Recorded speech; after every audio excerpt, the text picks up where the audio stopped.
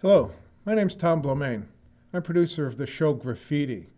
The episode you're about to see is a graffiti short film. It's entitled A Random Tour of the Rambling House of God. This episode is real and was filmed in a random drive around the city of Scranton on December 20th, 2005. It is dedicated to my hometown, fascinating and infuriating city of Scranton. Thanks for watching and thinking. I'm Tom Blomain. See ya.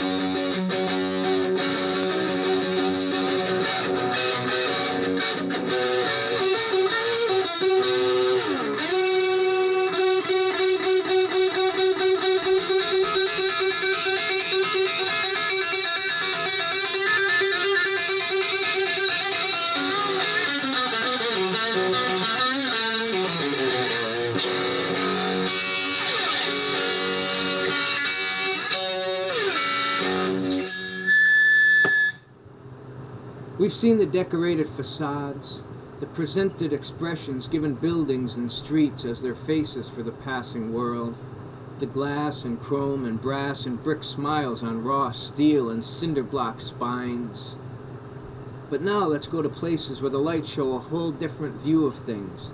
Down under the railroad bridge on the other side of the tracks, past the factory where generations have made a nice living making bombs, past the iron furnaces where history was forged from flesh and ore, past the convenience store where lottery tickets are sold as little bids on a slippery salvation, past the sunless bars where shadows meet the forms that make them, past the butcher shop and the bank, where meat is cut and money rolled, past the suds and duds laundromat that can never clean quite enough. For there is no removing the invisible stain which clothes each of us to the soul, rich or poor, holy or heedless, lawful or outlaw, from our leaking dreams. Those flows toward some unattainable relief, however temporary. It is, I believe, a sacred flaw that lets us bivouac with our slings and arrows, joys and sorrows on an arguably grim limbo plateau from where we can decide to look up or down, forward or back, no matter whether we see the same thing differently, victory or loss in the stuttering for sale signs, gain or waste strung in the colored lights in front of mansions or shanties, estates or sheds, heroism or cowardice in the cardboarded figure hunkered against the monolith of winter, an instant or an eternity in a pressing sidewalk kiss which heats the frigid twilight alcove recessed from the prying street, whatever lingering anger fled in a brutal tangle of tongues and arms, a treat meeting in the moist struggle of mouths, teaching a real December lesson to the traffic rushing to earn, to spend, to buy, dry new mirages from the purveying oasis of market or mall, or jewels or tools or toys or books on how to do exactly that simple, mystical, magical act of conquering joy those simple, mystical, magical kids impose on a vanquished army of anguished voyeurs. Note how the whole world slows to watch a girl make her way over the ice, carefully stepping along the evening, stealing the ordinary alley from the curse of routine, sealing with each step a measure of song that none of us hears, but appeals to us all. Her stride plays every note precisely, each mute footfall an infinite reverberation, changing everything permanently. And there a man on a bicycle slices through the streets of vicious cold, pedaling himself from young to old and back again. Perhaps it's all in his head, or in mine, but he is the same as any sovereign nation grandly rolling towards some kind of blind empire. But then a mechanized wheelchair becomes our sudden dire metaphor, and the cold becomes even colder, the wind harsher, the cars impatient as a heartless boss. He turns as fast as he can out of the lane, nearly, as always, too late. And we are gratefully saved by a better revelation, that of a young woman touching her fingertips to her lacquered lips, blowing a cartoonish kiss, the sensation of which turns out to be true, as wishes may, and myths sometimes do. As the abbreviated day edges toward a coda, we make it again just under the wire. But now it seems we're under all the wires that bind us, stringing our discordant melody along all the miles, connected by a sky that looks and smells like the rambling house of God, tastefully, though modestly arranged by the angel bodies of clouds. Closely watched at this hour by the dirty eagles, perched to guard the clock on the old train station that became a fancy hotel. Farther up from those concrete birds, a blurry Mary in a seashell cove, scarved for the season in a boa of winking bulbs, withholds her alabaster opinion of the reason so many people must seek the comfort of steam rising in lovely demon-gray plumes from sewer grates within walking distance to the gates of the warm soup kitchen, proving every simile we might ladle forth about the fires of hell and our creations thereof. Until we arrive at a higher point, a destination where all civilization is neatly and finally beneath us, clearly unconcerned about our individual need to ultimately cease and call a brief truce with times like these. However awkward and out of turn it seems, one wise word burns its message in our beleaguered eyes from the top of a building, a hospital indeed, not so very far away, but which would never be seen from the rut of the valley over which it presides, where commerce moves through dark and light, day and night, each sweet and awful season. in large letters that should shine forever, as if inscribed in the stormy ink of lightning from the finger of an optimistic Lord. It is peace.